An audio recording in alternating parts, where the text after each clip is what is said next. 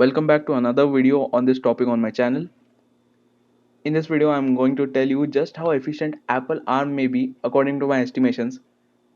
So I've read many comments on the previous videos of this series, and I understand people do get offended, do type whatever in the comments and straight away dislike the videos because they are not willing to accept that ARM is very efficient and ARM can do almost everything that x86 can.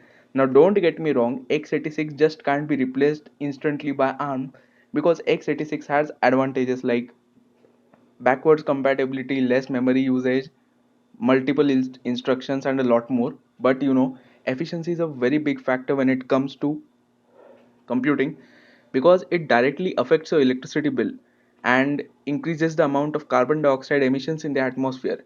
So if you use x86, your electricity bill will be higher, and also there will be more pollution in the environment because of the high power consumption of x86 computers. On the other hand, if you do the same things on an ARM computer, you can reduce your electricity bill, also reduce the amount of heat that is coming out from the chip, and even save the environment a little bit. So anyways, to start off, just like the previous video, I am going to start by comparing the efficiency of first performance oriented, then performance and efficiency oriented chips. And finally, let's come to Apple ARM. So starting first off with my own desktop that has a Ryzen 7 2700, we get an efficiency of 6664 divided by 65, which is 102 points per watt. Next, let's come to the flagship processors of Intel and AMD. Here we have i9 10900K. Let's find out what its efficiency is. It has a TDP of 125 watt and this is its multi-core score. After calculating its efficiency, we get 11,055 divided by 125, and that's an efficiency of 88.4 multi-core score points per watt of power. Let's go to AMD. We have Ryzen 9 3900X. Here there is a 12,037 divided by 105. That translates into efficiency of 114 points per watt.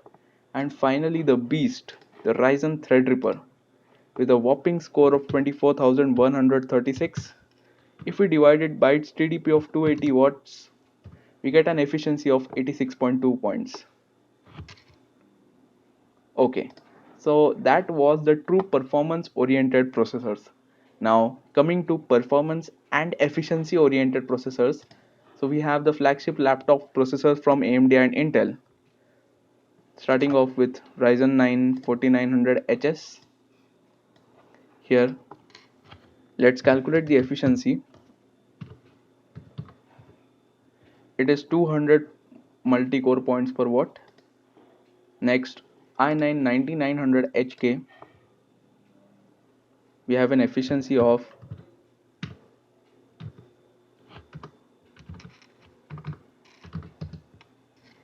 149.15, pretty low.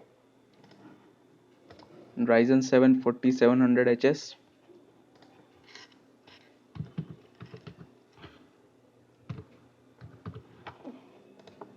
(198.37), i7 9750H. Okay, so this is a slightly lower end processor.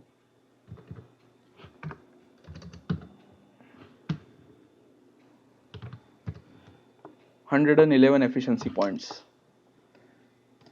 So from these scores, you are able to see that the efficiency is running in between 100 and 200 for most of the processors.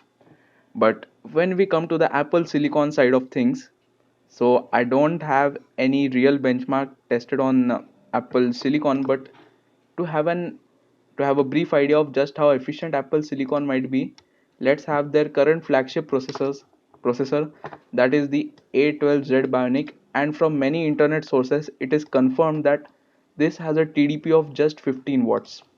So let's see its efficiency. It is slightly higher, almost 1.5 times higher than x86. It is 308.46. multi-core score points per watt of power. And you need to keep in mind that the CPU alone is not using 15 watts. It's actually using slightly less power.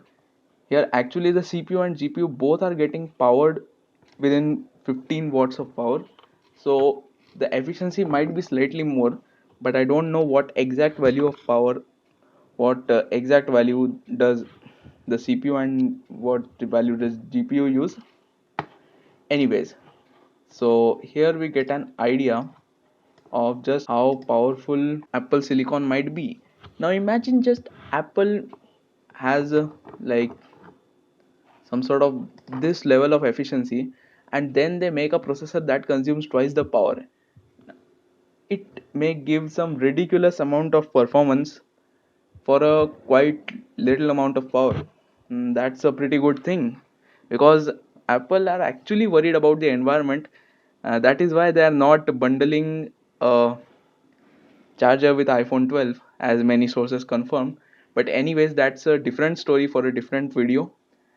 I'm just talking about the efficiency of Apple Silicon and ARM. If you want to see the comparison of ARM GPUs versus x86 GPUs, which I had told earlier, that will be in some another video. This is pretty much it for this video. Thanks for watching and goodbye.